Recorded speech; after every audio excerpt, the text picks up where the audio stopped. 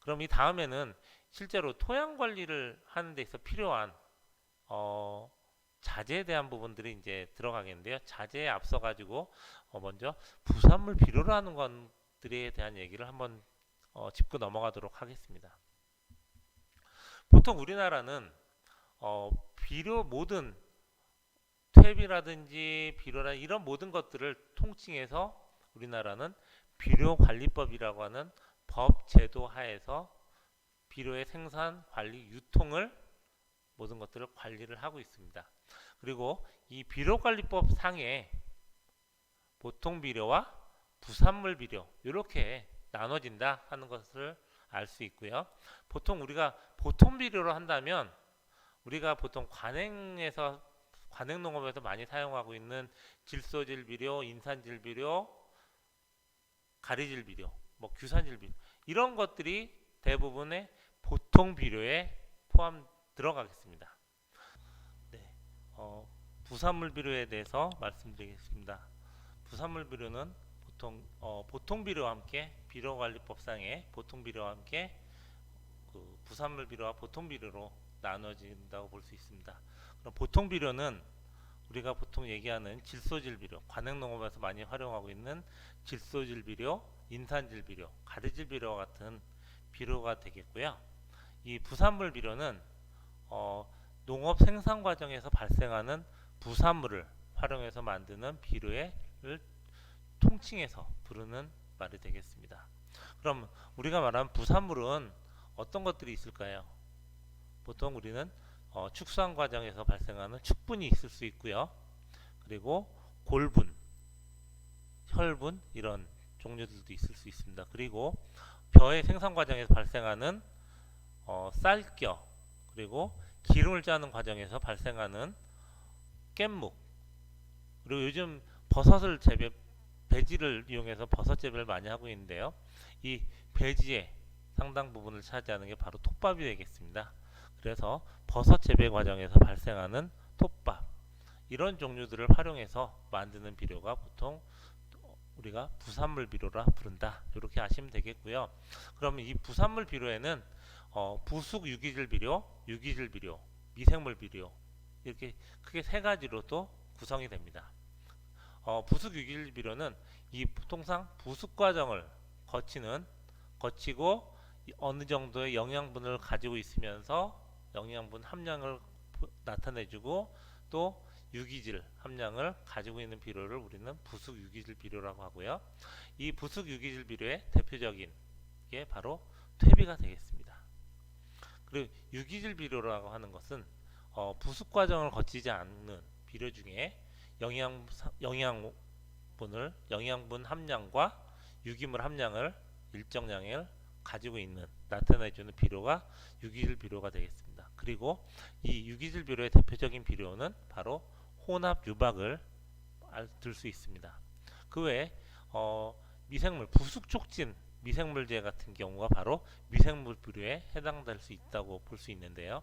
그럼 먼저 우리는 퇴비에 대한 부분을 한번 좀 짚고 넘어가도록 하겠습니다.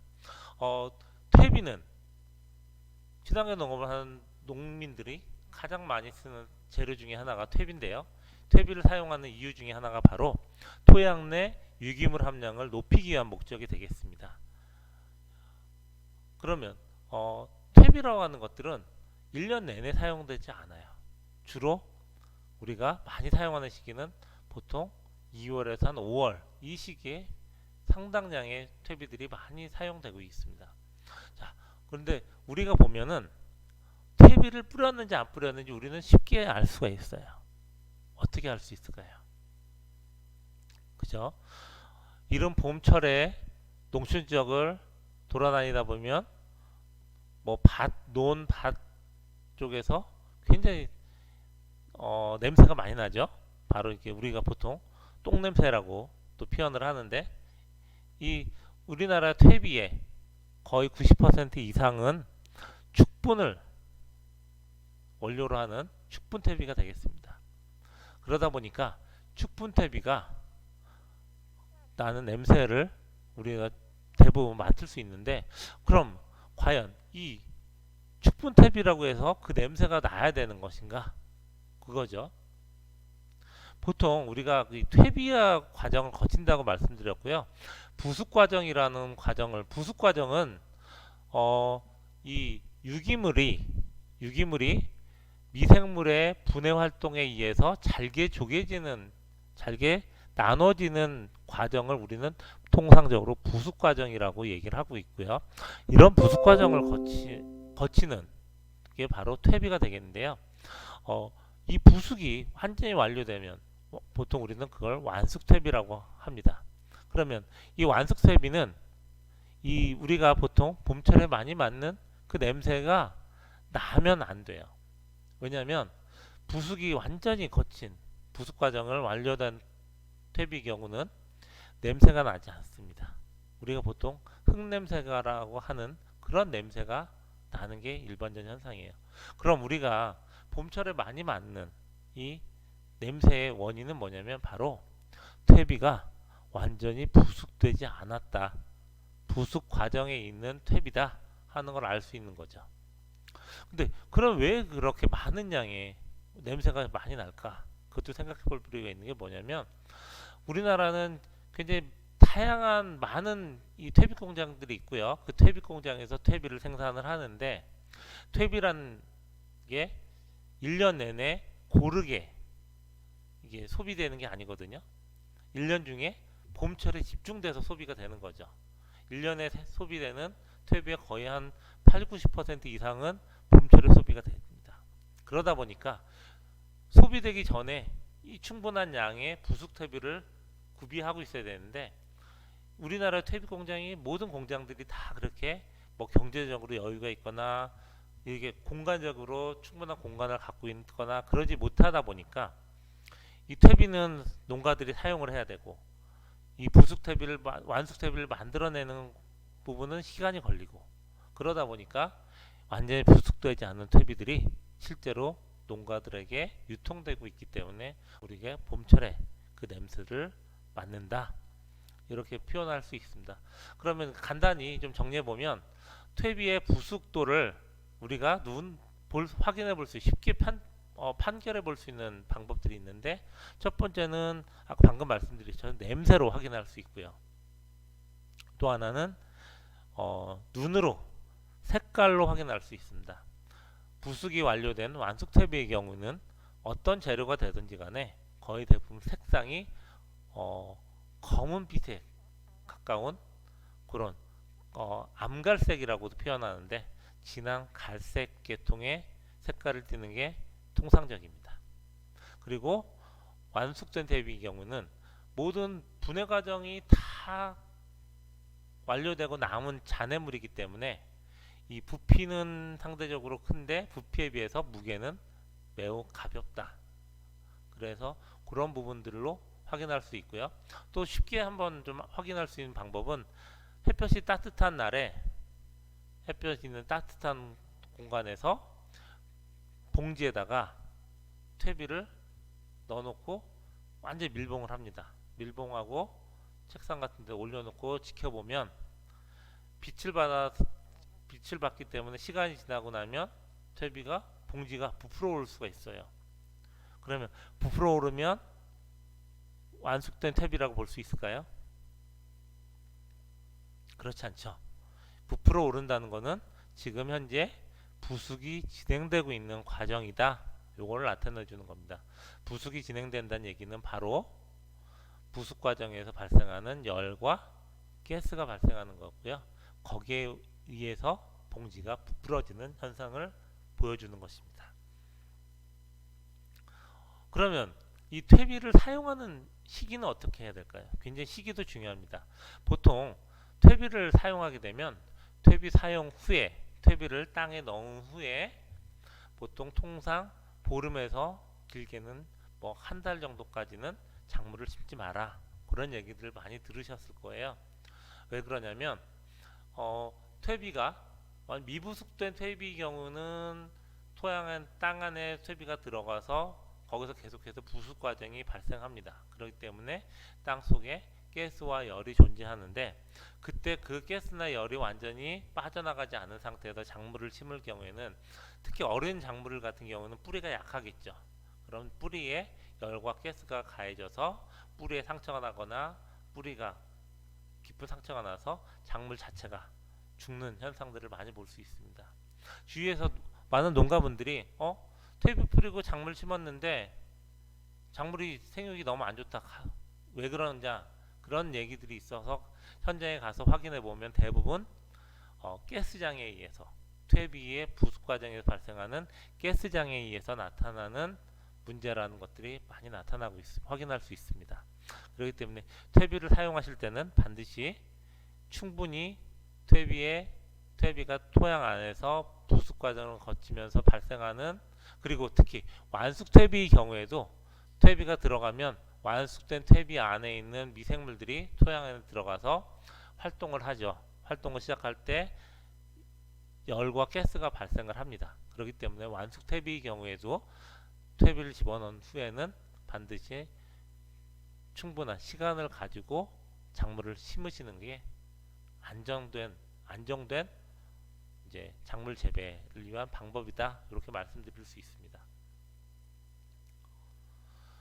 자, 이 퇴비를 잠깐 살펴보면 퇴비는 보통 유기물이 약 30% 이상 돼야 되고요. CN율이라는 게 있습니다. CN율은 어떤 물질 자체가 가지고 있는 탄소와 질소의 비율. 그래서 우리는 보통 CN율을 탄질률 이렇게도 표현을 하는데요. 이 탄질률이 나타내는 수치는 뭐냐면 작물이 분해되는 시간적인 것들이 시간이 기냐 적냐, 속효성이냐 완효성이냐 이런 것들을 나타내는 수치가 되겠고요. 통상 우리가 CN율 약 20에서 25 정도 CN율이 나타날 때 적정하게 분해가 되는 수치라고 얘기하는 거죠. 그래서 CN율이 20 이하로 낮은 수치를 나타내는 경우는 빨리 분해되는 특성을 나타내는 재료가 되겠고요. CN율이 지금 45 이하라고 되어 있는데 높은 수치를 나타내는 경우에는 굉장히 천천히 분해되는 재료다. 이렇게 알 수 있습니다. 그리고 염분이 또 2% 이하 이런 얘기가 되겠고요. 그리고 퇴비 처음에 말씀드린 것처럼 퇴비의 종류에는 가축분 퇴비와 일반 퇴비가 있다. 그리고 우리나라 퇴비의 대부분은 가축분 퇴비가 되겠습니다. 뭐 퇴비의 등급은 특등급, 1등급, 2등급 이렇게 되어 있는데요. 대부분의 퇴비는 1등급 퇴비로 분류가 되어 있고요. 이 특등급 퇴비라고 하는 것은 1등급 퇴비에 비해서 수분 함량이 다소 낮은, 그렇기 때문에 건물중이 1등급 퇴비보다 굉장히 높겠죠. 1등급 퇴비는 50% 이하 이렇게 되기 때문에 최소한도 15%에서 20% 정도의 건물중이 양이 상당히 많다. 그런 좀 차이가 있을 수 있다 하는 거고요. 역시 이제 CN율, 탄질률도 35% 이하로 해서 퇴비가 땅에 들어가서 분해되는 과정, 분해되는 부분들이 좀 빨리 분해되는 성질을 가지고 있다. 그리고 유기물 함량도 약간 높은 40% 이상의 유기물 함량을 나타내주는 특성이 있다 하는 부분들입니다. 그리고 다음에 유박이라는 걸 한번 말씀드릴 건데요. 유박은 실제로 상당히 많은 농가분들이 사용하는 재료가 되겠습니다. 그리고 이 퇴비나 유박은 둘 다 친환경 농업에서 정부에서 지원을 해주고 있는 유기질 비료 지원 사업을 통해서 농가들이 많이 보조를 받는 재료이기도 하죠. 그런데 중요한 것은 이 유박이라고 하는 비료의 특성을 잘 이해하시는 게 되게 중요합니다. 그래서 오늘은 이 유박에 대한 부분을 한번 설명드리고, 그리고 퇴비와 유박 간의 차이에 대한 부분도 한번 좀 짚고 넘어가도록 하겠습니다.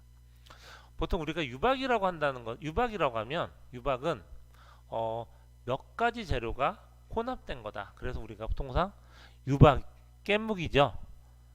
기름을 짜고 난 찌꺼기, 그것들을 몇 가지를 혼합했다. 그래서 우리는 혼합 유박이라고 표현도 하고 있고요.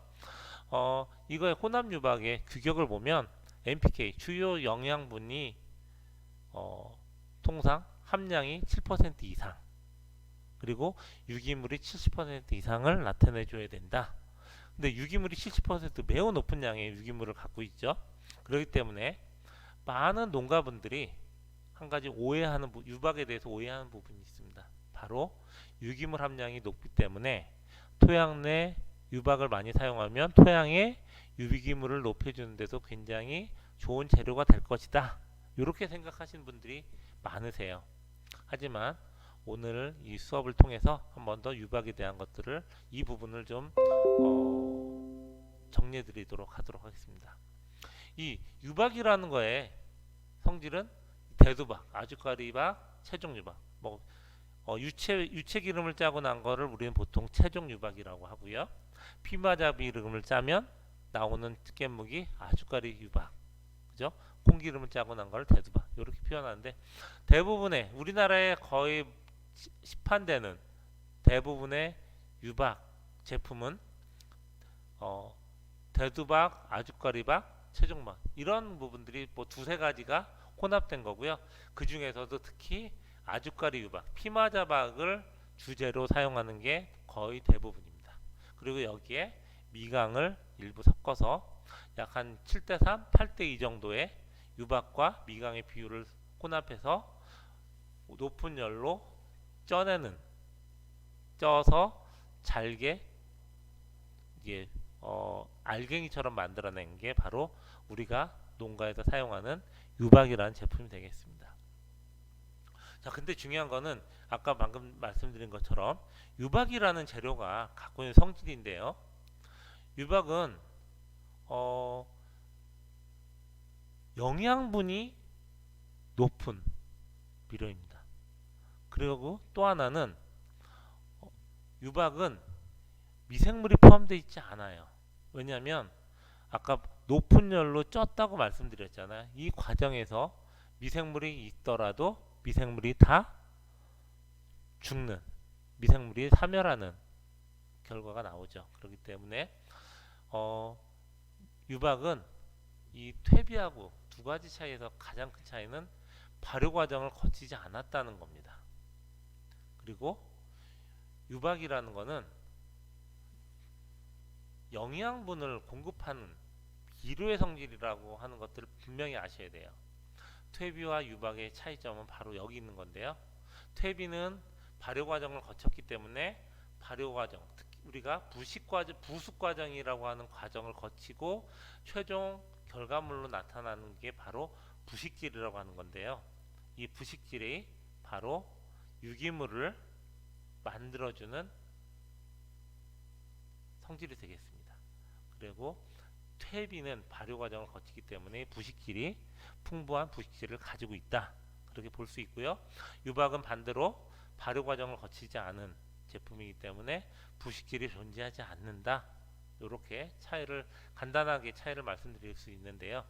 그리고 유박의 경우 많은 농가분들이 실제로 유박을 사용했을 때 효과를 보세요. 작물의 성장이나 이런 것들이 퇴비를만 사용했을 때 훨씬 효과적으로 작물이 자라는 것을 확인할 수 있기 때문에 많은 농가분들이 유박으로 재배한 후에 다음 연도에 다음에도 유박으로 농사를 짓는 경우들이 많이 발생하는데 유박을 계속 사용하다 보면 몇 가지 문제점이 나타날 수 있습니다. 가장 눈에 띄게 나타나는 것은 생산성이 떨어질 수 있다. 그 이유는 뭐냐면 유박의 경우는 유기물이 70%가 되어 있지만 이 유기물들이 모두 실제 토양의 유기물로 전환되지 않는 데 문제가 있는 거죠.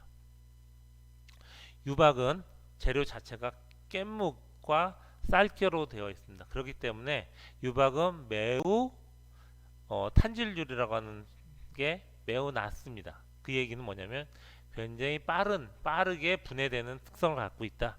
속효성을 갖고 있기 때문에 유박을 많이 사용할 경우에 지속적으로 사용할 경우에 유박이 토양 안 땅 속에 들어가서 밑가름으로 들어가면 바로 들어가는 순간에 발효가 안 됐던 것들이 이제 막 부숙이 이제 일어나기 시작을 해요.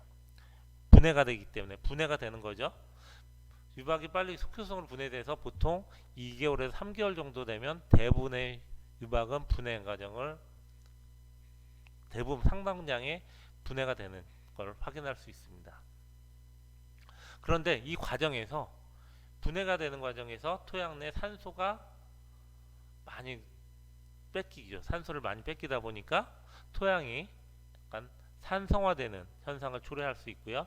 토양에 산성화되는 현상이 초래되면서 작물의 뿌리 생육이 원활하지 않는 그런 결과가 나타나기 때문에 유박을 몇 년 동안 계속 사용하다 보면 작물이 병에도 약해질 수밖에 없고 또 토양 내 지력을 굉장히 많이 뽑아가는데 대신에 지력을 보충해 주질 못해요. 유박은. 그러다 보니까 유박만을 가지고 농사를 짓다 보면 몇 년 후에는 약간 큰 낭패를 보는 그런 경우를 주위에서도 종종 볼 수 있습니다. 그렇기 때문에 저는 이제 그 농가분들한테 유박 농사를 짓더라도 반드시 농사 후에는 퇴비를 땅에다 퇴비를 넣어줘서 땅의 힘을 지력을 보충하는 과정을 반드시 거치는 것이 중요하다. 그리고 퇴비와 유박을 같이 혼합해서 사용하는 것이 굉장히 효과적이다. 이런 얘기들을 드리고 있습니다. 그럼 여기서 이제 그 아까 퇴비에 부식질이 많다고 했는데요. 이 부식질 중에 갖고 있는 부식이라고 하는 것들이 어떤 역할을 하는가 그것도 되게 중요할 것 같습니다. 부식질은 토양의 유기물의 총 부식질 양은 토양의 유기물의 양과 동일하다 이렇게도 말씀드릴 수 있습니다. 그러면 이 부식질을 구성하고 있는 이 부식이라고 하는 게 과연 어떤 것들을 토양에서 일들을 하는가 보면은 우리가 아까 맨 처음에 얘기 드렸던 친환경 토양 관리에서 좋은 땅이 무엇인가라는 것들을 얘기해 드렸을 때 좋은 땅의 기준이 되는 보비력, 보수력 이런 땅의 물리성을 개선해 주는데 굉장히 많은 역할을 하는 게 바로 부식의 역할이다. 부식을 다른 말로 말씀드리면 아까 유기물이라고 말씀드렸습니다.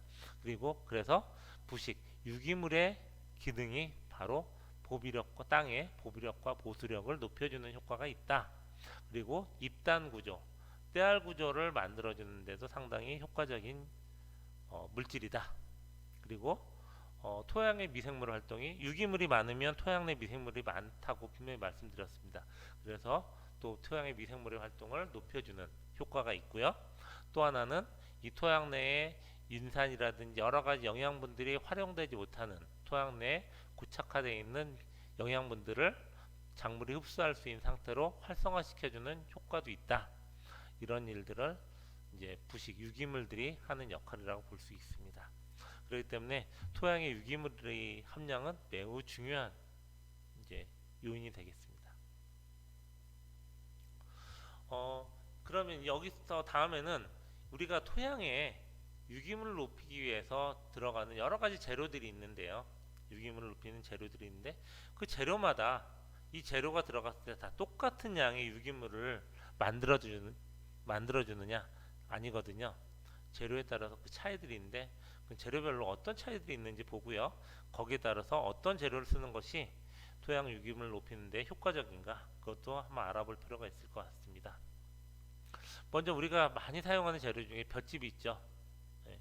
볏짚의 경우에는 볏짚을 100개를 넣었을 때 실제로 토양의 부식이 발생해서 유기물로 전환되는 경우는 약 10%에 불과하다. 굉장히 많은 양이 볏짚이 다 우리가 볼 때는 분해돼서 땅으로 들어가지만 그 중에 약 10%만이 토양의 유기물로 만들어진다 하는 걸 얘기하는 거고요. 왕겨의 경우는 12%, 보리집 13%, 유채때, 최종때죠. 유채꽃때 이거는 15% 정도 되고요. 우리가 청초나 낙엽 같은 야생초, 풀이나 낙엽 등 같은 경우에는 재료들도 역시 약 15% 정도 되는 걸 볼 수 있습니다. 그리고 갈대의 경우는 20% 정도 되기 때문에 다른 재료보다는 좀 높죠. 근데 보시면 맨 아래에 있는 톱밥이라는 재료를 보면 다른 앞에서 말씀드린 재료에 비해서 월등하게 많은 양의 유기물을 생성하는데 바로 거의 50%에 가까운 유기물로 전환시켜주는 토양 유기물을 만들어주는 효과가 있다. 그래서 톱밥을 주재료로 한 퇴비를 만들어 사용할 경우에 토양의 유기물을 높이는데 매우 효과적인 재료가 된다고 말씀드릴 수 있습니다. 그러면 모든 농가분들이 톱밥을 사용하면 굉장히 효과적일 거예요. 그런데 톱밥은 매우 치명적인 약점이 한 가지 있습니다. 이 보시면 아까 탄질률을 말씀드렸는데요. 탄질률이라는 것은 분해되는 정도를 속도를 나타내는 수치라고 말씀드렸고요. 탄질률 수치가 낮으면 빨리 분해되는 성질을 가지고 있는 재료, 탄질률 수치가 높으면 매우 천천히 분해되는 재료, 이렇게 구분할 수 있는데, 보시면 알팔파나 밀 같은 재료는 13, 20으로 매우 좀 빨리 분해되는 재료예요.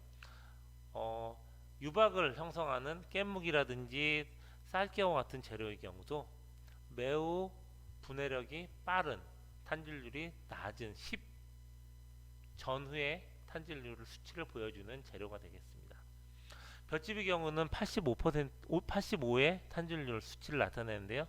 그러다 보니까 볏짚은 땅 속에 들어가면 6개월 이상 분해되는 시간이 걸린다. 보리집도 마찬가지인데, 앞에 말씀드렸던 이 토양의 유기물을 높여주는데 매우 효과적인 재료인 톱밥을 보면은 톱밥의 탄질률은 어떤 톱밥이냐에 따라서, 나무의 종류에 따라서 탄질률 수치가 400에서 1200까지 나타나는 수치가 보입니다.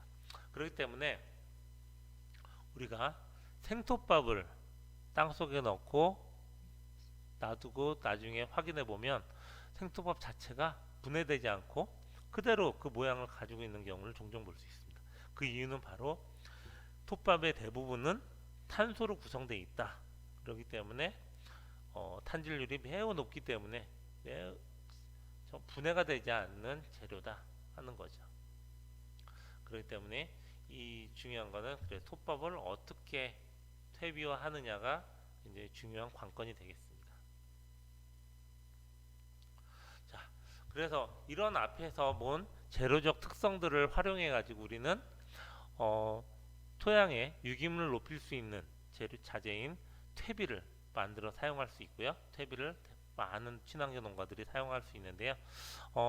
이번 시간에는 이 퇴비를 직접 만들어 사용할 수 있는 방법을 한번 설명드리도록 하겠습니다. 저는 이제 한 2가지 정도의 퇴비를 만드는 방법을 설명드리려고 합니다. 먼저 이 균배양차라고 하는 게 있습니다. 이건 대표적인 미생물 퇴비가 되겠고요. 균배양차라고 하는 퇴비를 만드는 데 있어서 필요한 재료는 쌀겨, 깻묵, 이 경우에 따라서는 톱밥을 사용하는 경우도 있습니다. 하지만 주 재료는 쌀겨와 깻묵이 되겠습니다. 쌀겨와 깻묵을 1대1로 준비를 하면 되고요. 그리고 미생물, 이 쌀겨와 깻묵을 부숙시키는데 도움을 주는 부숙 촉진 미생물을 사용을 합니다. 그리고 미생물의 재료가 되는 당밀은 우리는 설탕을 사용할 수 있는데, 미생물을 먹이로 설탕을 사용할 수 있는데 설탕은 비용이 좀 많이 들어갈 수 있습니다. 그렇기 때문에 설탕보다 좀 비용이 싸고 또 설탕과 같은 효과를 나타내는 당밀이라는 재료를 사용합니다. 당밀은 우리가 사탕수수에서 설탕을 뽑아내죠.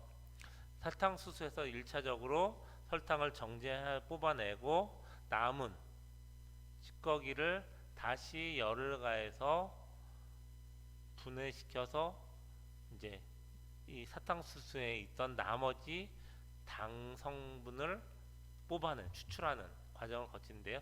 그 과정을 거쳐서 나온 것이 바로 우리가 당밀이라고 하는 것입니다. 근데 당밀은 그래서 설탕보다 비용도 좀 싸지만, 특히 당밀에는 여러 가지 미량 요소들이 포함되어 있기 때문에 작물에도 도움을 준다 해서 좀 더 효과적으로 쓸 수 있는 재료가 되겠습니다. 그리고 기타라고 되어 있는데요. 기타는 내가 필요에 의해 가지고 다른 재료들을 좀 더 섞었으면 좀 더 효과적으로 쓸 수 있는 게 되겠습니다. 예를 들어서 물 빠짐이 좀 좋지 않은 땅에다가 이 균배양채를 만들어서 사용하기 위해서는 쌀겨와 깻묵에 여기에 톱밥을 같은 양을 쓰거나 약 한 톱밥을 2배 정도 더 많은 양의 톱밥을 여기다가 함유해서 만들면 이 토양의 물리성을 개량하는 데도 효과적인 효과를 볼 수 있고요. 또 한 예를 들면 이 연작에 의해 가지고 토양 내 선충이 이제 많이 있는 토양의 경우에는 이 균배양채를 만들 때 여기에 개껍질을 잘게 가루를 내 가지고 개껍질을 여기에 같이 섞어서 넣어주면 개껍질에 있는 개껍질의 성분에 의해서 선충을 없애주는 방지하는 그런 효과를 볼 수도 있습니다. 그렇기 때문에 그 필요에 의해서 다른 재료들을 함유해서 쓸 수 있다. 그런 부분을 설명드리는 거고요. 그러면 이거를 이제 어떻게 만들어서 이제 사용할 것인가 하는데, 이 쌀겨와 깻묵을 이용한 균배양채의 배양에 필요한 수분 함량은 약 35%에서 40% 정도 되겠습니다. 그리고 미생물, 이제 부숙을 촉진시켜주는 미생물은 쌀겨와 깻묵의 주 재료 총량의 약 0.5에서 1% 정도의 양을 넣어주면 되겠고요. 미생물의 먹이가 되는 당밀의 경우도 미생물의 양과 동량을 넣어주면 되겠습니다. 그리고 이 잘 혼합된 재료는 발효는 일반 상온에서 발효를 시키면 되겠습니다. 이거 만드는 과정 매우 간단한데요. 이걸 한번 사진을 보면서 설명드리면, 먼저 쌀기와 깻묵 주 재료를 넣습니다. 1대1로 해서 넣어주고요. 여기에 부숙 촉진 미생물을 약 0.5에서 1% 정도의 양을 재료에 섞어줍니다. 그 다음에 당밀을 넣어줘야 되는데, 당밀은 재료의 특성상 약간 끈적임, 점도가 매우 높은 재료가 되겠습니다. 그렇기 때문에 당밀을 그대로 이 재료에다가 혼합해 준다면 재료들의 엉김 현상 때문에 재료의 혼합이 제대로 되지 않죠. 그래서 이 경우는 어떻게 당밀을 넣어주냐면요, 수분 함량 35%라는 수분 함량을 맞춰주기 위해서 물을 투입을 하는데, 물을 넣어줄 때 물에 타서 넣어주면 당밀을 효과적으로 이제 넣어서 사용할 수 있습니다.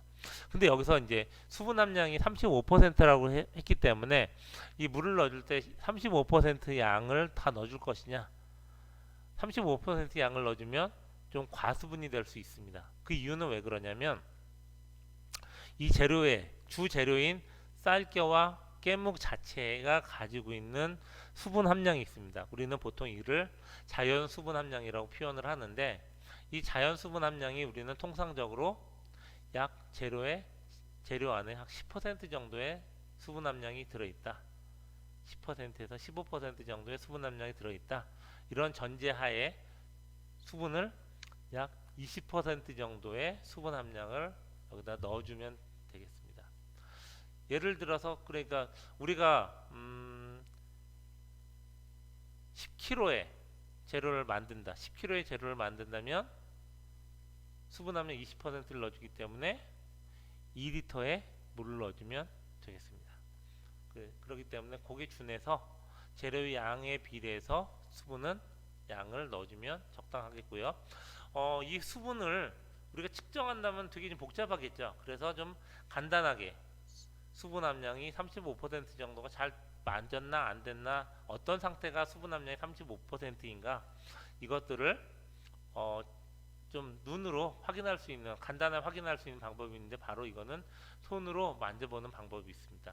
잘 혼합된 재료가 완전 혼합이 완료되면 이 재료를 손에 쥐고서 꾹 눌러주시면 이렇게 우리가 보통 만두소나 송편처럼 모양이 잡힐 거예요.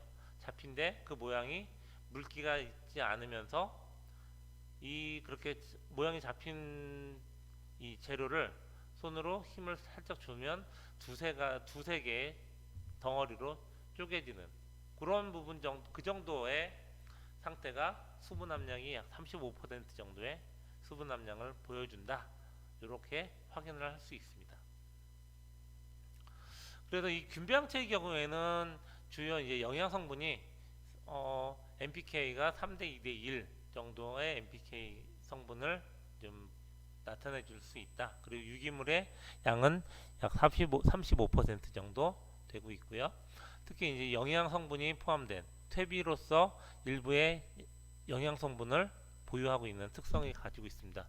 그리고 이 균배양체의 특징 중에 하나 바로 미생물이 부숙돼서 완전히 균배양체가 이제 부숙 과정이 완료가 된다면 여기는 상당히 미생물이 많이 농축되어 있는 비료, 퇴비라고 말씀드릴 수 있습니다. 그래서 균배양체를 사용한 농가들 중에는 일반 퇴비의 부숙 촉진제로 사용하기 위해서 균배양체를 쓰시는 분들도 많이 있습니다. 이걸 보면은 균배양체는 그래서 보통 일반적으로 밑거름을 사용하는 경우에 많이 사용을 하는데요. 밑거름을 경우에는 평당 뭐 작물에 따라서 차이는 있지만 평당 뭐 1kg에서 2kg 정도 이제 사용을 합니다. 하지만 좀 많이 사용하는 농가 같은 경우는 평당 약 한 5kg 정도 사용하는 농가들도 주변에 많이 볼 수 있습니다. 그리고 이 밑거름을 사용하는 거 외에 아까 제가 말씀드린 게 부숙을 촉진할 때 쓰는 부숙 촉진제로도 쓸 수 있다 말씀드렸는데요. 부숙 촉진제로 사용하는 경우는 일반 퇴비 양의 약 10%, 5%에서 10% 정도 사용하면 이게 이걸 혼합해서 퇴비가 완전히 발효되면 이 굉장히 좋은 균배양체 퇴비를 우리가 그 균배양체의 양보다 훨씬 많은 양의 좋은 퇴비를 만들어내는데 효과적으로 쓸 수 있는 재료다. 이렇게 볼 수 있고요. 이 균배양체는 또 액비로 만들 수 있습니다. 그래서 퇴비차 형태로 해가지고 균배양체가 미생물이 많다고 말씀드렸잖아요. 그렇기 때문에 미생물이나 영양분들이 있는데 요거를 고운 망에다가 아주 미세한 망에다가 넣고 이거를 한 일주일 정도 우려가지고 사용하시면 굉장히 좋은 퇴비차로도 활용할 수 있는 재료다. 이렇게 말씀드릴 수 있습니다. 다음에는 우리가 아까 톱밥이라든지 낙엽 같은 이 유기물이 전환율이 좀 높은 재료들로 만들 수 있는 퇴비를 좀 설명드리도록 하겠습니다. 우리가 보통 이걸 거친 퇴비라고도 표현을 하는데요. 이 유기질 퇴비는 주 재료는 톱밥, 낙엽 같은 좀 큰 부피가 큰 재료들이 들어가겠습니다. 그리고 이 재료들의 축분을 같이 섞을 수도 있고요. 축분 대신에 쌀겨를 사용할 수도 있습니다.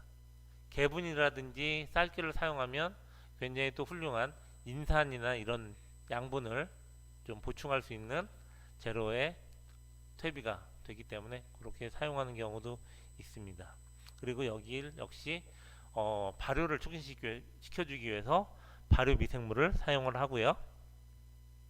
그것과 동량으로 역시 당밀이라고 하는 미생물의 먹이원을 공급을 해주면 되겠습니다. 근데 방금 앞에서 설명드린 균배양체와 지금 설명드리는 거친 퇴비의 차이점 중에 하나는 뭐냐면 수분 함량의 차이가 있겠습니다.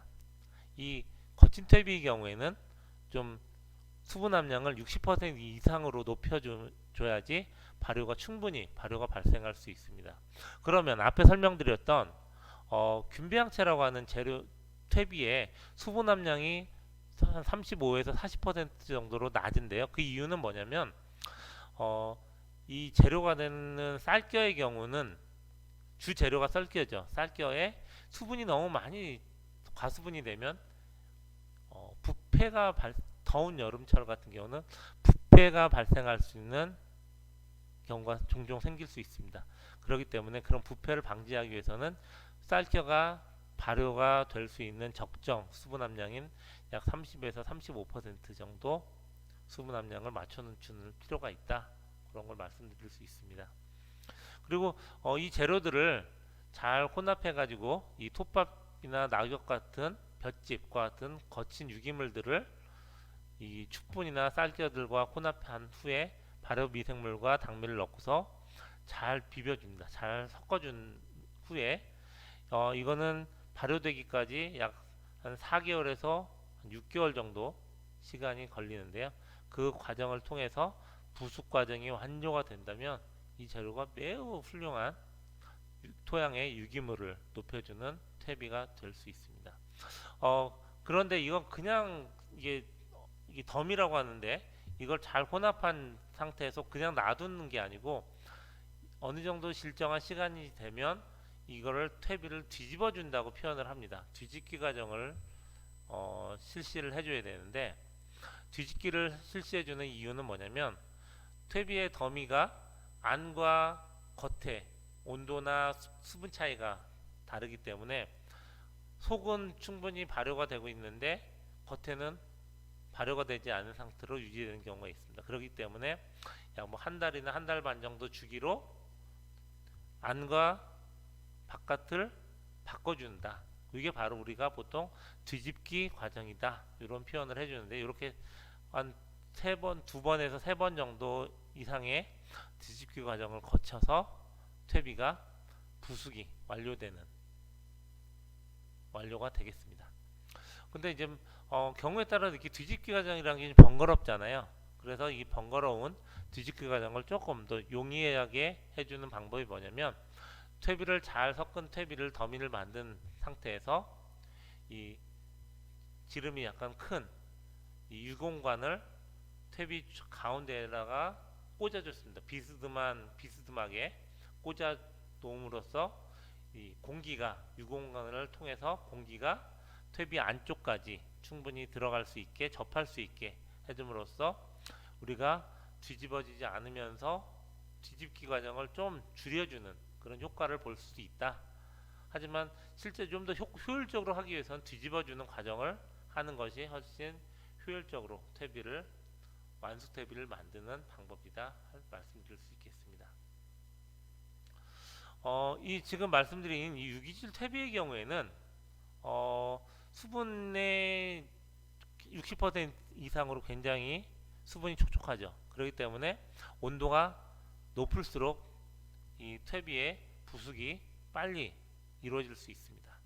그리고 이 특징 중에 하나가 바로 뭐냐면 이 부식질이 굉장히 풍부한 퇴비가 된다. 그리고 토양이 톱밥이라는 주 재료를 쓸 경우에는 아까 미생물에서 설명드렸던 방성균이라는 미생물들이 유용성 미생물이 항균 미생물이 굉장히 많이 발생할 수 있기 때문에 이런 미생물에 의해 가지고 항균 물질을 통해서 토양을 통해서 들어올 수 있는 병원균들을 억제해주는 효과가 있습니다. 그렇기 때문에 농산물의 품질을 높여주는 데 굉장히 효과적이다.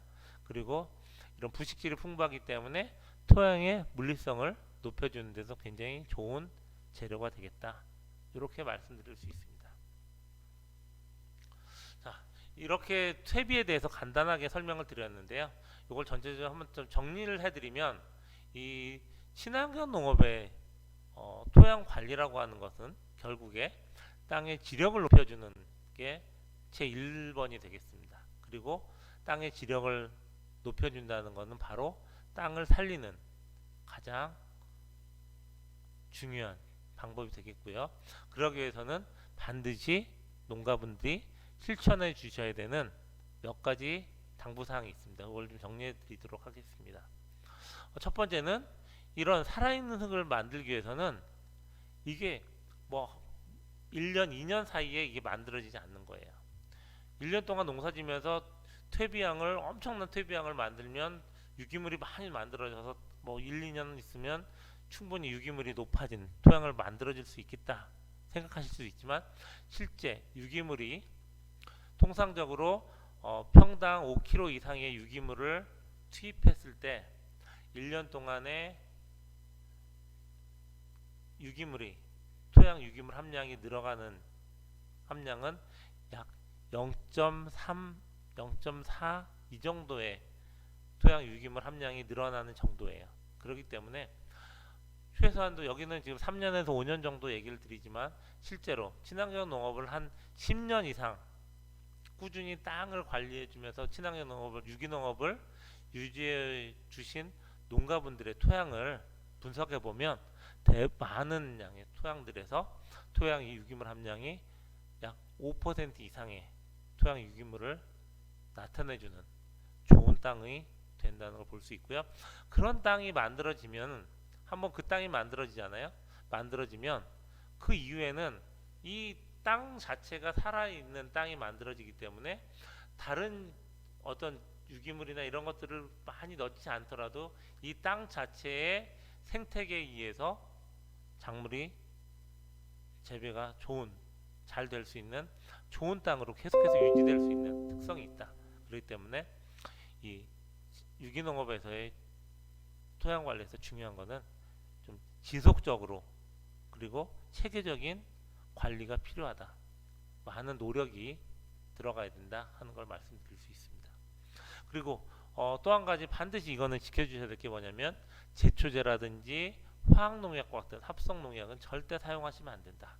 왜냐하면 이걸 사용함으로써 토양 내에 있는 아까 생물상이란 걸 토양 내의 생물상을 얘기 드렸고 토양의 생물상이란 거는 다양한 생태계 생물들에 의해 가지고 하나의 생태계를 유지하고 있고 그 생태계의 균형을 맞추는 게 굉장히 중요하다고 말씀드렸는데 이런 제초제나 합성농약에 의해서 토양의 생태계가 깨지고 미생물이 사라지는 그러다 보면 결국 그 땅이 죽은 땅이 될 수 있는 예전에 우리가 70년대 이후에 굉장히 많은 식량 증산 정책에 의해 가지고 많은 양의 식량을 생산하는데 집중을 하다 보니까 많은 양의 화학 비료와 농약을 투입하는 시기가 있었죠. 그리고 그 시기를 통해서 우리는 실제로 식량 작업을 상당 부분 특히 쌀을 중심으로 한 생산성을 높이는 데는 성공을 했다고 볼 수 있습니다. 하지만 그 반대급부로 나타나는 현상이 바로 이런 제초제라든지 화학비료, 화학농약 등에 의해서 땅이 죽은 땅이 되는 것들을 우리도 경험을 많이 했죠. 그리고 한번 이렇게 땅이 죽은 땅을 다시 되살리기 위해서는 아까 말씀드린 것처럼 최소한도 5년에서 10년 이상의 꾸준한 관리가 필요하다. 그렇기 때문에 관리를 하면서 이 과정에서는 반드시 이런 제초제라든지 화학농약 같은 경우를 사용하는 것들을 자제해 주셔야 된다. 그 말씀을 꼭 반드시 드리고 싶습니다. 또 하나는 우리가 아까 퇴비 만드는 과정을 말씀드렸는데 이 퇴비가 바로 우리가 흙을 살리는 바로 시작점이 바로 퇴비다. 퇴비는 바로 좋은 흙을 만들기 위해서는 가장 기본적인 작업이다. 기초적인 작업이다. 하는 걸 말씀드릴 수 있고요. 그래서 퇴비를 자가제조하는 부분에 대한 것들을 물론 이게 구입해서 사용하시는 게 훨씬 좋지만 구입해서 사용하시더라도 퇴비를 자가제조하는 원리라든지 퇴비와 과정에 대한 것들을 충분히 이해하고 계실 때 구입해서 사용하신 퇴비를 좀 더 효과적으로 사용하실 수 있는 방법이 되겠다. 이 말씀을 드릴 수 있을 것 같습니다. 그리고 또 하나는 마지막으로 꼭 이것도 하나의 당부드리는 말씀은 뭐냐면 우리가 양분을 많이 주면 잘 자라겠지 하고 생각하고서 땅에다가 굉장히 많은 양을 우리가 100이라는 양이 적정량이라고 한다면 120, 150의 양분을 투입하는 농업인들이 많으세요. 왜냐면 많이 줘서 나쁠 건 없으니까 이렇게 생각하시는 분들이 많은데 적은 것보다 많은 게 낫겠다 생각하실 수 있지만 땅에 대해서는 반드시 그렇지 않다는 거죠.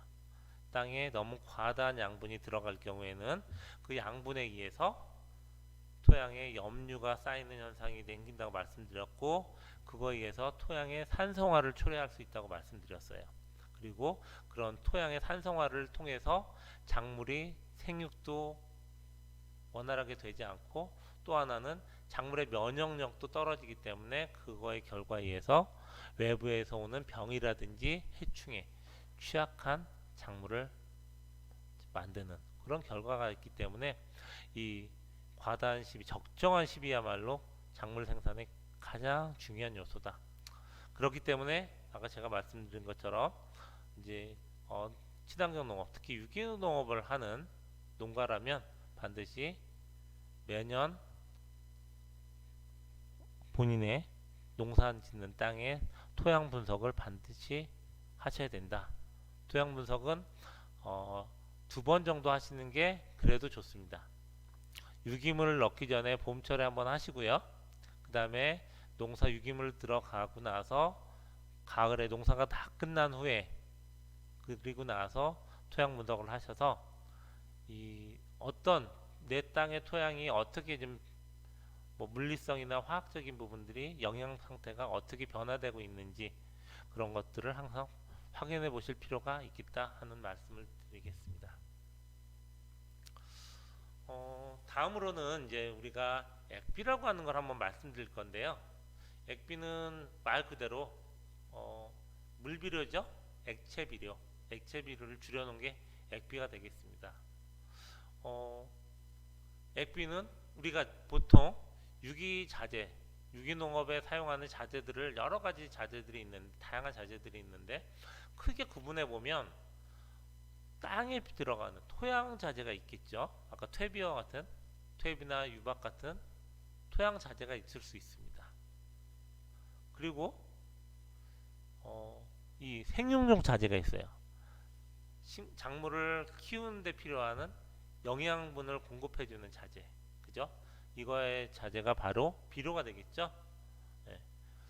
이 액비도 그 중에 하나가 되겠습니다. 그리고 또 하나는 작물을 키우는 과정에서 발생할 수 있는 병이나 해충을 방지할 데 필요한 병해충 자재가 있습니다.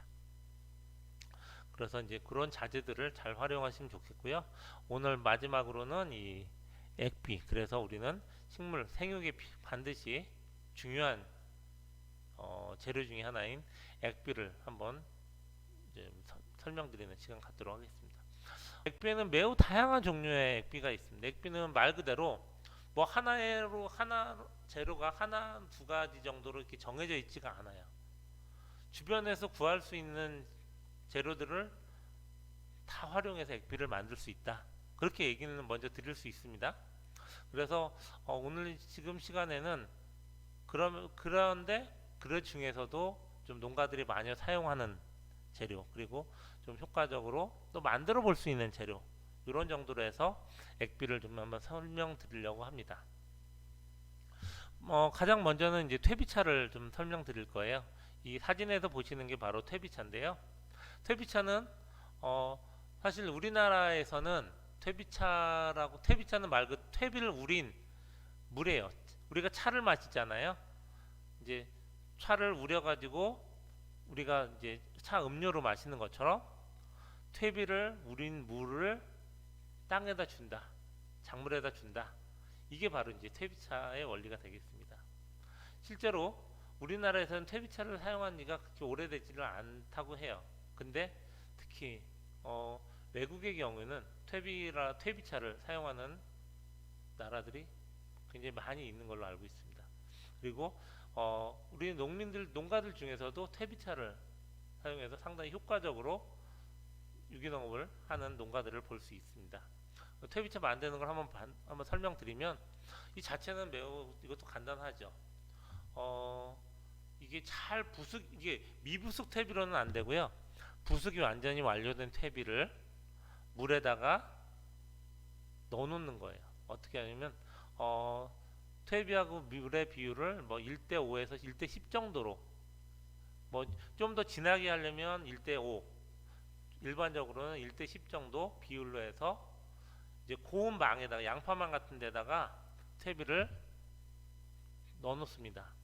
넣고 이거를 물통에 예를 들면 퇴비 한 10kg 정도면 물 100리터 정도 통에다가 물을 붓고서 거기다가 약 한 아래서부터 3분의 2 정도 지점에다가 매달아 놓고서 약 여기서 1일부터 7일이라고 되어 있는데 보통 일주일 정도 발효하면, 좀 시간이 지나면 퇴비 속에 있는 양분들이 물에 우러나와서 사용할 수 있습니다. 이게 뭐 오래 우리면 좋겠죠. 하지만 오래 우리면 우릴수록 이제 냄새가 많이 나기 때문에 그런 냄새들을 가급적 피하면서 좀 효과적으로 쓰시기 위해서 한 일주일 정도 이제 그 발효시켜서 사용하시면 되겠습니다. 보통 이게 효과적인 거는 흰과르병과 같은 병해충에도 효과가 있고요. 특히 이거는 영양분으로서 영양제로서의 효과죠. 그래서 작물의 뿌리 발육도 촉진시켜주고 작물의 성장을 도와주는 효과가 있습니다. 그래서 이거는 관주를 통해서 수시로 주는 거예요. 액비는 밑거름이나 이런 형태처럼 한 번 주고 덧거름 몇 달 있다 한 번 주고 그런 형태가 아니고 액비는 자주 줄수록 액비의 영양분들이 계속해서 누적되면서 천천히 효과가 나타나는 게 바로 액비의 효과라고 말씀드릴 수 있는데요. 그래서 이 퇴비차 같은 경우도 제가 아는 농가 몇 농가들 중에는 퇴비차를 벼 재배할 때도 쓰시는 농가가 있고요. 완숙자 퇴비를 아까 말씀드린 것처럼 퇴비차로 바로 우리지 않고 이 자체를 놓고서 논물 들어가는 데다가 입구에다 몇 군데다 이렇게 매달아 놓습니다. 매달아 놓고서 며칠 동안 매달아 놓으면 물이 들어가면서 계속해서 이게 이제 우러나오겠죠. 그런 우러나온 것들이 논물 달아서 들어가기 때문에 들어가서는 이게 벼에 생육이 굉장히 좋은 현상이 있고요. 일반 채소나 이런 걸 키우는 농가들 같은 경우도 퇴비차를 사용해서 한 3, 4년도 지속해서 사용했을 때 약 증수가 한 30% 이상의 수량이 늘어난다든지 품위가 이제 과일이나 작물, 열매의 품위가 매우 좋은 품질이 좋은 작물을 생산하는 그런 것들을 경험해 본 농가가 주위에서도 종종 확인할 수 있습니다. 그래서 한번 이 퇴비차를 한번 사용해 보시는 것도 좋은 방법이 될 것 같습니다. 다음에는 이제 취비용으로 계속해서 지속적으로 줄 수 있는 액비인데요. 지금 설명드리는 거는 액비라고 하는 것들이 시간이 좀 걸리거든요. 사용하기 위해서는 어느 정도 시간이 걸리기 때문에 농가들이 많이 사용하는 농가들은 처음에 만들어 놓은 것들이 있다면 그걸 사용하면 효과적이겠지만 그렇지 않는 농가들 같은 경우는 시간이 걸리기 때문에 바로 필요한 것들은 바로 액비를 공급하기 위해서 기존의 몇 가지 재료들을 가지고 액비의 배양액을 만듭니다. 액비 배양액을 만들어 사용하는 방법이 있는데요. 그걸 좀 설명드리면 아미노산이라고 하는 건 보통 질소원을 공급해주는 성분이 되겠죠. 그래서 아미노산 성분, 질소질 성분, 그리고 여기에 이것들을 좀 더 미생물을 통해서 좀 효과적으로 작물을 공급하기 위해서 사용하는 게 토양에도 상당히 효과적으로 쓸 수 있는 액비는 관주 형태로 주는 경우가 많기 때문에 토양의 관주를 통해서 토양의 염류나 이런 것들을 어느 정도 또 조정해 주는 위해서 유산균과 같은 미생물을 함께 액비에 넣어서 주면 또 효과적으로 사용할 수 있습니다. 그리고 뭐 광합성균 같은 유용 미생물들을 같이 함유해서 넣으면 좋겠고요. 그 다음에 여기에 이제 미생물이 들어가기 때문에 미생물의 먹이가 되는 당미를 넣어서 요거는 25말짜리 500리터 통 안에다가 아미노산 10리터, 유산균 10리터, 광합성 1리터, 당밀 10리터. 이게 이제 일반적인 배양액, 기본적인 액비 배양액을 만드는 양이 되겠고요. 이렇게 이제 다 넣은 다음에 한번 잘 저어준 다음에 이거를 7일 정도 이게 공기를 넣어주면서 호기성 발효를 시켜주면 공기가 들어가면서 발효가 되면 이제 냄새가 많이 발생하지 않습니다. 냄새가 발생하지 않은 상태에서 발효가 되기 때문에 뭐 사용하실 때 그렇게 불편한 것들이 좀 덜 하시겠죠. 근데 이제 이거는 기본 재료가 되겠고요. 여기에 이런 기본적인 액비 재료를 배양액을 만들어 놓았다면 이걸 사용할 때는 내가 만약에 좀 더 질소가 높은 질소 함량을 더 높여서 작물한테 줘서 어린 초기에 작물들을 생육을 좀 돕겠다 하는 경우에는 질소질 함량이 높은 재료를 여기다가 타서 주시면 돼요. 그리고 칼슘이 부족해요. 칼슘 부족하면 수용성 칼슘을 넣어서 액비에 공급을 하면 칼슘이 부족한 것들을 보충해 줄 수 있겠고요. 뭐 가리가 필요하다면 가리질, 이것은 수용성 재료들을 넣어서 만들어서 사용하시면 뭐 다양하게 사용할 수 있는 기본 액비 배양액을 만드는 방법이 되겠습니다.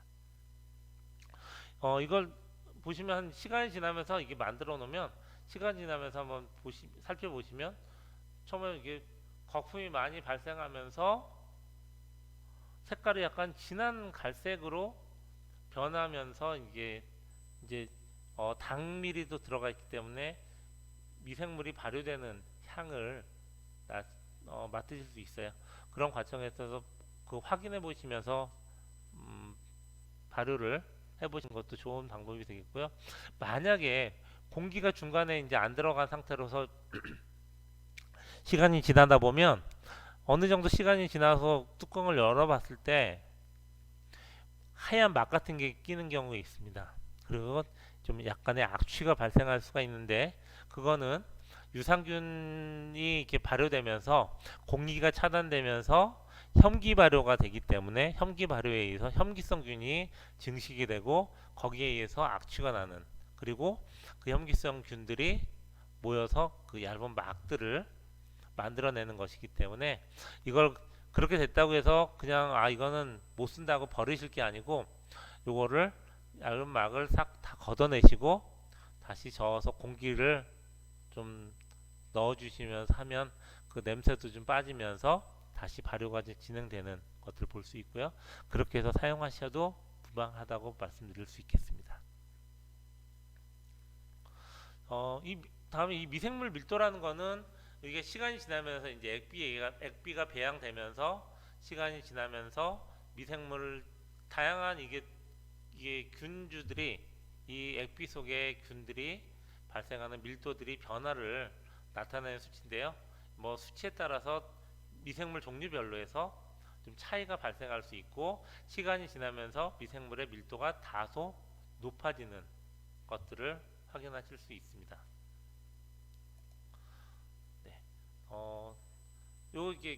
액비를 이렇게 배양액을 만들었을 때는 사용하는 방법은 보통 우리가 물을 줄 때 물에 같이 관주를 해서 사용하시면 무방합니다.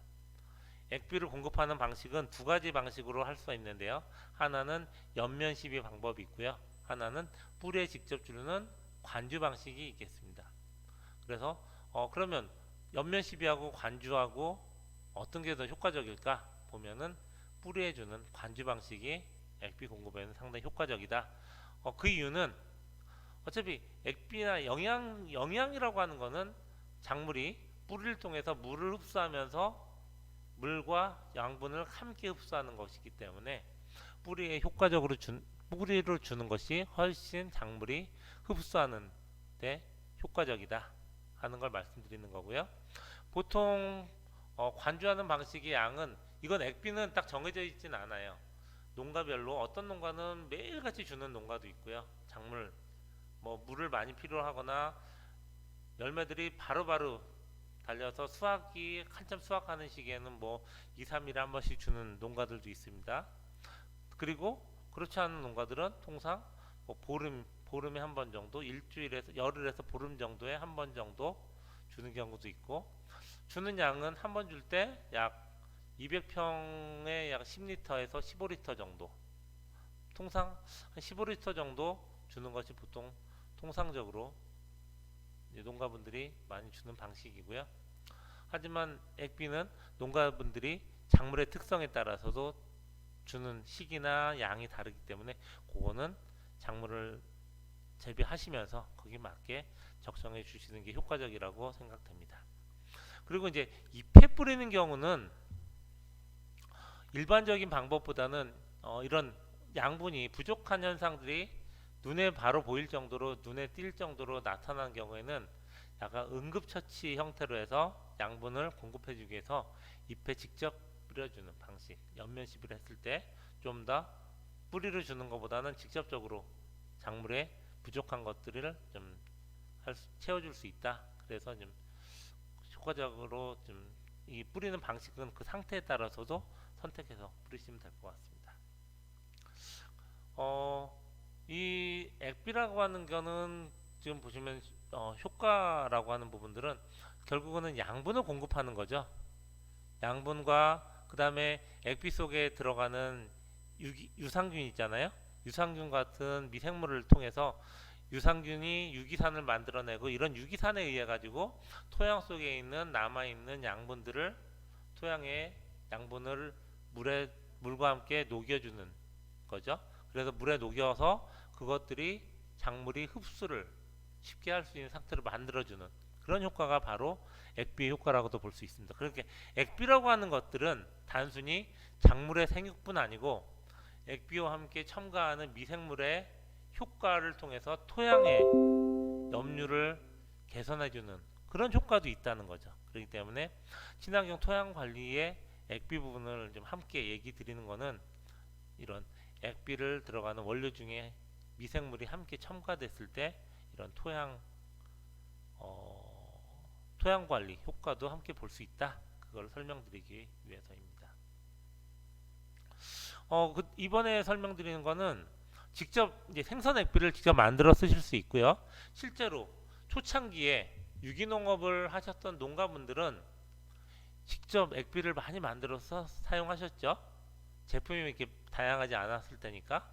그리고 또 많은 농가분들이 많이 만들었던 재료 중에 하나가 바로 생선이에요.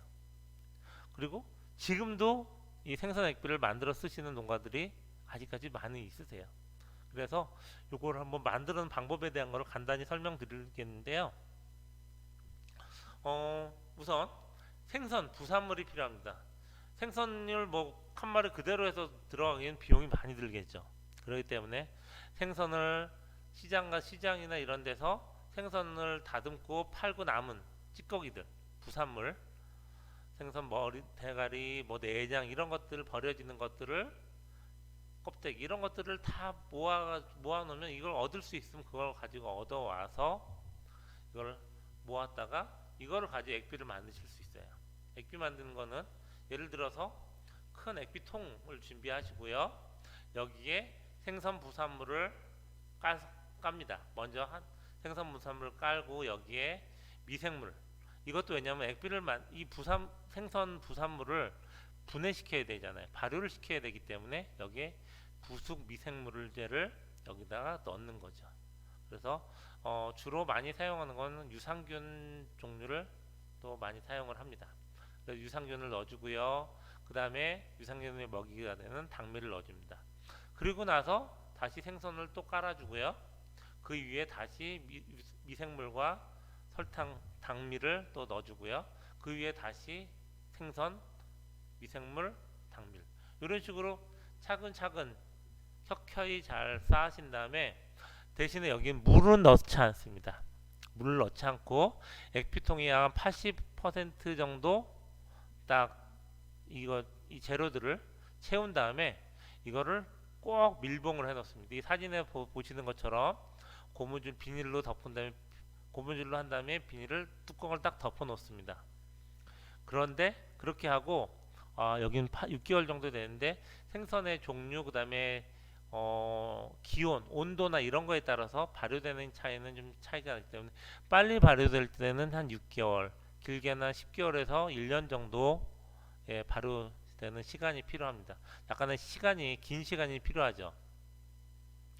그렇게 시간이 지나고 나서 뚜껑을 딱 제거하고 확인해 보면 엄청난 악취가 납니다.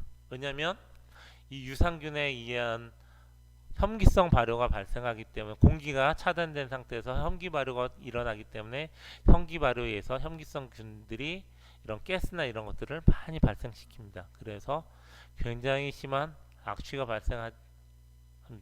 하지만 이 결과물들은 작물에는 매우 좋은 재료가 되겠죠.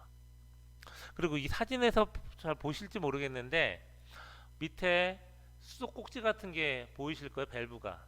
요거 만든 건 뭐냐면, 이 큰 대용량으로 만들 경우에는 이 농가에서 한 번에 다 사용을 못 하잖아요. 그렇기 때문에 필요한 양들을 뽑아서 쓸 때 이 관을 통해서 연결해서 통에 받아 가지고 사용하는 방법도 있습니다. 그런 경우에는 이 떠서 쓰는 것보다 이렇게 밸브를 이용하시면 좀 더 효과적이겠죠. 그리고 또 하나는 이 그 밸브 위에 얇은 망 같은 걸 깔아 놓으시는 게 효과적이에요. 망 같은 걸 깔아 놓고 쓰시면 이게 생선이 다 녹는 과정에서 뭐 껍데기나 뭐 뼈 같은 게 간혹 녹지 않고 이제 침전물이 발생할 수 있는데, 이 침전물이 잘못해서 이 관을 막거나 하는 문제가 있기 때문에 그런 것들을 걸러주기 위해서 거름망 같은 거를 위에다가 설치해 놓고 사용하시면 좀 더 효과적이라고 말씀드릴 수 있겠습니다. 그렇게 해서 이제 생선 액비를 직접 만들어 쓰실 수 있는데요.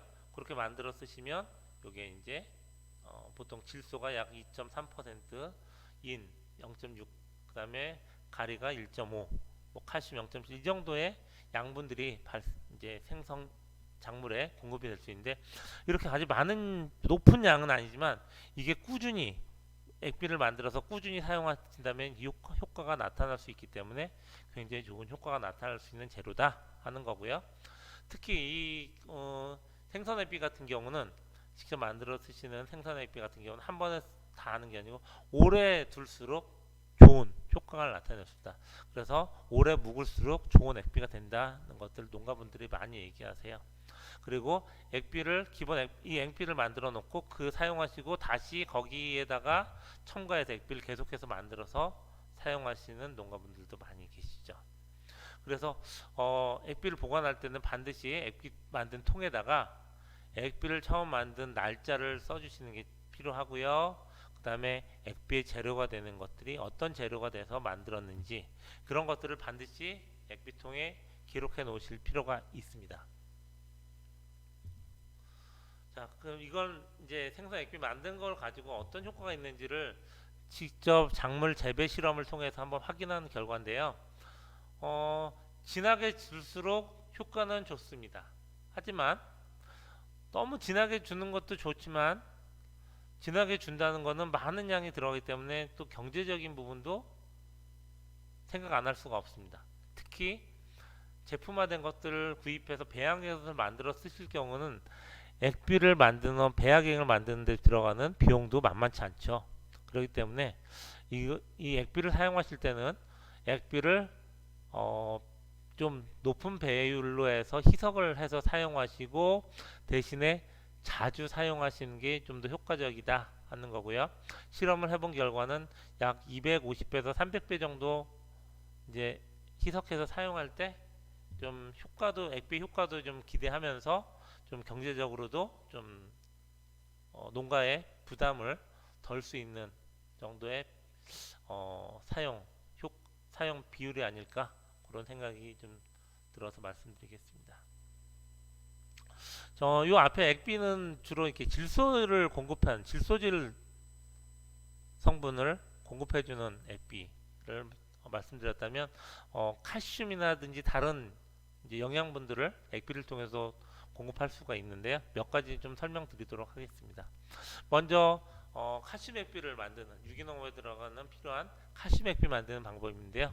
칼슘은 주로 어디 많이 들어있냐면 조개 껍질, 우리가 폐화석이라고 하는 것도 많이 응축돼 가지고 굴껍질에 많이 녹아 있는 칼슘을 녹여 가지고 덩어리를 만든 게 폐화석이라고 하는 건데, 이런 폐화석을 이용하는 경우도 있고, 우리가 주변에서 구할 수 있는 조개 껍질이라든지 계란 껍질 있죠, 난각, 여기에도 칼슘이 많이 있는 걸로 알려져 있기 때문에 이것들을 천연 재료에서 칼슘을 추출하는 거죠. 근데 중요한 거는 이런 칼슘이라고 하는 거는 일반 물이나 이런 데는 용해되지 않습니다. 그렇기 때문에 산 성분을 이용해서 녹여내는 거예요. 그래서 우리는 보통 뭐 식초나 현미식초 같은 식초를 많이 사용을 하는데, 식초 외에도 목초액 같은 강산을 이용해서 추출하는 방법이 있습니다. 그렇게 해서 이제 이것도 역시 1대 10 정도의 1대 10 정도의 수량을 가지고 저희가 이제 만들어서 이제 그 통 안에다가 조개 껍질이라든지 난각 껍질을 잘게 부수거나 열을 가해서 넣으면 좀 더 칼슘 추출 양이 좀 더 많이 나온다고 합니다. 그렇기 때문에 그렇게 하신 다음에 여기에다가 통에다가 넣어놓고서 따뜻한 곳에 놔두면 이게 시간이 지나면서 칼슘이 녹아나면서 가스가 공기방울 같은 게 발생하겠죠. 그래서 한 두 달 정도 이렇게 놔두셨다가 위에 이제 위로 녹아난 용해된 칼슘 액비를 사용하시면 효과적으로 칼슘을 공급해서 사용하실 수 있겠습니다. 이렇게 직접 만드시는 거 사진을 보면 이렇게 계란 껍질 10%에 10kg에 물 100리터 이렇게 1대 10 정도 배율 양으로 만드시고요. 미생물 대신에 예전에는 주로 이런 그 부엽토 안에 굉장히 많은 미생물이 있다고 그랬잖아요. 부엽토 한 줌 정도를 넣으면 미생물의 효과가 있습니다. 그리고 천일염이나 천미염 같은 재료를 넣어주면 또 미네랄을 이 들어가 있는 미네랄을 통해서 좀 양분에 좀 더 효율적인 양분 공급을 줄 수 있기 때문에 요 천일염이나 천미염을 같이 첨가해서 넣는 경우도 많이 있습니다. 이렇게 폐화석을 이용해서도 할 수 있죠. 폐화석은 굴 껍질을 해서 추출해 가지고 만들어 놓은 건데 이거 폐화석 덩어리를 약 10kg 정도 똑같은 용량으로 해서 물에다 넣어 놓은 다음에 역시 미생물을 첨가했고 미생물과 이제 당밀 같은 거를 첨가해서 같이 요것도 한 아까 보셨던 계란 껍질처럼 이렇게 놔두면 이게 시간이 지나면서 폐화석에서 칼슘 성분이 용해돼서 추출됩니다. 그걸 이용해서 칼슘을 공급하는 칼슘 액비로 사용하시면 되겠고요. 골분 액비 같은 경우는 골분이란 재료가 골분은 뼈가루죠. 뼈가루를 동물의 뼈, 돼지나 소의 뼈를 빻아서 높은 온도로 고열로 끓입니다. 끓이면 여기서 이 뼈 안에 들어있던 단백질, 기름 성분들을 나오는데 그것들을 다 제거하고 나서 남은 것들을 말려서 말린 가루가 바로 우리가 말씀드린 골분이 되겠습니다. 근데 골분에는 인산질이 굉장히 풍부해요. 그리고 칼슘 성분도 굉장히 많이 들어있는 걸로 알려져 있습니다. 예를 들어 골분에 인산질 같은 경우는 약 20% 정도, 칼슘도 거의 20% 정도 함량이 있기 때문에 매우 좋은 인산질 비료이기도 하고 칼슘질 비료로도 사용할 수 있는 재료가 바로 골분 액비가 되겠습니다. 이 골분 액비 만드는 것도 똑같습니다. 골분은 가루기 때문에 그냥 그대로 가루를 넣으면 굉장히 탁해지겠죠. 그렇기 때문에 액비를 만들 때는 이런 아까 만들었 폐화석 액비나 이런 칼슘 액비나 이런 것들을 만들 때는 아주 미세한 망에다가 넣고서 잘 넣어놓고 이 골분 같은 경우는 그냥 일반적인 물에다 넣어서 할 수 있습니다. 근데 그냥 물만 넣어서는 잘 분해가 덜 되기 때문에 여기에 미생물을 넣어주면 미생물 발효에서 골분 속에 있는 칼슘이나 인산 성분들이 추출이 돼서 사용할 수 있습니다.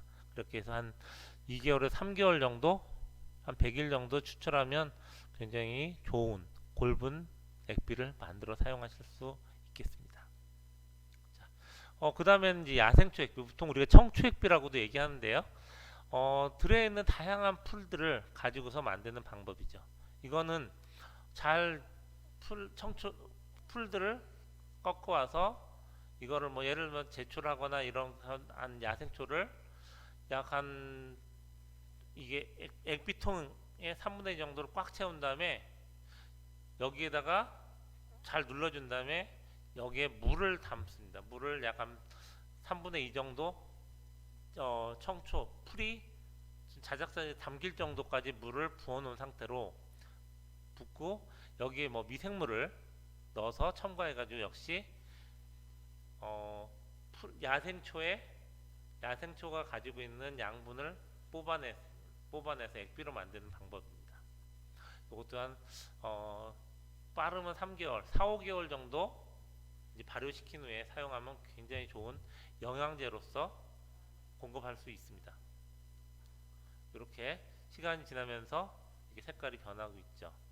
그리고 부식토라고 하는 건데, 부식토는 부엽토는 식물의 잎이 오랜 기간 동안 쌓이고 썩어서 만들어진 흙이라고 한다면, 부식토는 식물뿐만 아니고 동물의 사체가 오랜 동안 쌓이고 분해되는 과정을 거쳐서 만들어진 토양을 얘기합니다. 그래서 이 부식토를 가지고도 액비를 만들 수 있는데요. 똑같은 약간 1대 10 정도의 비율로 해서 역시 천매암이나 철이름 같은 미네랄 성분을 같이 함유한 상태로 해서 넣어줍니다. 그리고 역시 한 4, 5개월 정도 시간이 지난 다음에 사용하면 매우 좋은 미네랄을 공급할 수 있는 미네랄 액비로서 좋은 재료가 되겠습니다. 이렇게 지금 부식토 액비를 사진에서 보시는 것처럼요, 이렇게 이제 재료를 넣고서 4, 5개월 온 다음에 바로 후에 사용하시면 되겠습니다. 이상으로 제가 몇 가지 액비에 대한 내용들을 중심으로 해서 좀 설명드렸는데요. 액비는 이 외에도 과수원을 하시는 농가들 같은 경우는 낙과된 과일을 가지고 액비를 만들어 쓰시면 과일에 상당히 좋은 영양분을 공급할 수 있는 영양제가 될 수 있습니다. 예를 들어 또한 인삼 재배하는 농가들 같은 경우는 봄철에 인삼 열매들이 올라오잖아요. 그런데 인삼은 뿌리를 쓰는 거기 때문에 열매나 이런 거는 따서 지금은 비싸게 약품회사나 이런 데로도 판매를 하고 있지만 따서 예전엔 버리는 경우도 많았거든요. 근데 인삼의 열매에 굉장히 좋은 영양분들이 들어있는 것으로 알려져 있기 때문에 이런 인삼 열매를 가지고 액비를 만들어 사용해도 매우 좋은 액비를 만들 수 있고요. 중요한 거는 식물은 자기 몸에서 나온 재료에서 가장 좋은 에너지를 공급한다고 알려져 있습니다. 그렇기 때문에 작물을 재배하는 과정에서 나온 부산물을 가지고 액비를 만들어서 활용할 때 작물에 매우 좋은 영양제로서 공급할 수 있는 효과가 있기 때문에 이거를 잘 활용하신다면 작물 재배에 매우 효과적인 방법이라고 말씀드릴 수 있겠습니다. 그리고 또 한 가지는 이거를 액비를 발효하는 과정에서 첨가되는 미생물을 통해서 퇴비뿐 아니고 미생물 액비를 통해 가지고 토양 관리, 유기농업에 필요한 다양한 염류를 해소할 수 있거나 작물의 뿌리에 도움을 줄 수 있는 어떤 토양 관리 효과로서도 효과를 볼 수 있다 하는 것을 마지막으로 해서 오늘 전체적인 친환경 토양 관리에 대한 거, 그리고 친환경 토양 관리에 필요한 자재, 퇴비를 비롯한 생육자재인 이 액비까지 한번 제가 전반적인 것을 한번 말씀드리는 시간을 통해서 한번 소개해 드렸고요. 특히 토양 안에 들어가는 유용한 미생물들을 잘 활용하신다면, 또 미생물들은 무상으로 또 공급을 받으실 수 있기 때문에 이 미생물들을 잘 활용하신다면 경제적으로도 좀 생산비를 좀 절감할 수 있는 좋은 방법이 되겠고요. 작물이나 토양에 매우 좋은 효과가 좋은 재료로서 사용할 수 있기 때문에 이 재료들을 잘 활용해서 좋은 농사, 그리고 성공적인 유기농 농사를 하실 수 있기를 바라겠습니다. 그럼 오늘 내용은 이상으로 마치도록 하겠습니다. 감사합니다.